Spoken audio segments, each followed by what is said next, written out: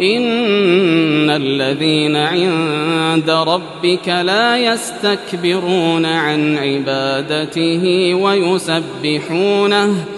ويسبحونه وله يسجدون.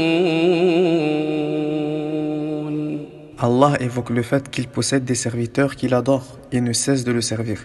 Il s'agit des anges. Sachez donc, ô serviteurs d'Allah, qu'à travers votre adoration, Allah ne veut pas combler un manque, ni devenir puissant, mais il veut votre propre intérêt et que vous espérez de lui que les œuvres que vous avez accomplies voient leur récompense multipliée.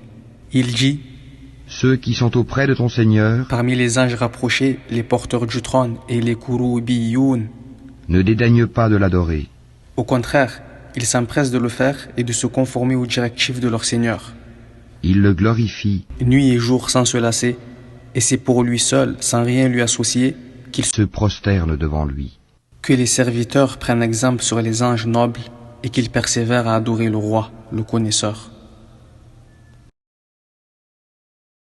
L'appellation les anges El-Kouroubiyoun n'a pas de fondement dans les hadiths prophétiques authentiques de ce que nous savons.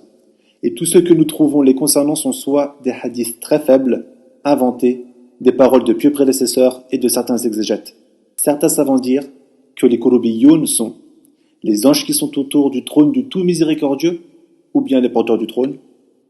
D'autres dire ce sont les chefs des anges et les plus importants d'entre eux. Et un troisième groupe dire ce sont les anges du châtiment. Mais il est important de savoir que ce genre de choses fait partie du monde de l'invisible, dont il n'est pas permis d'affirmer sauf par le biais de la révélation émanant d'Allah Azza wa Jal. Et ici, rien n'est affirmé.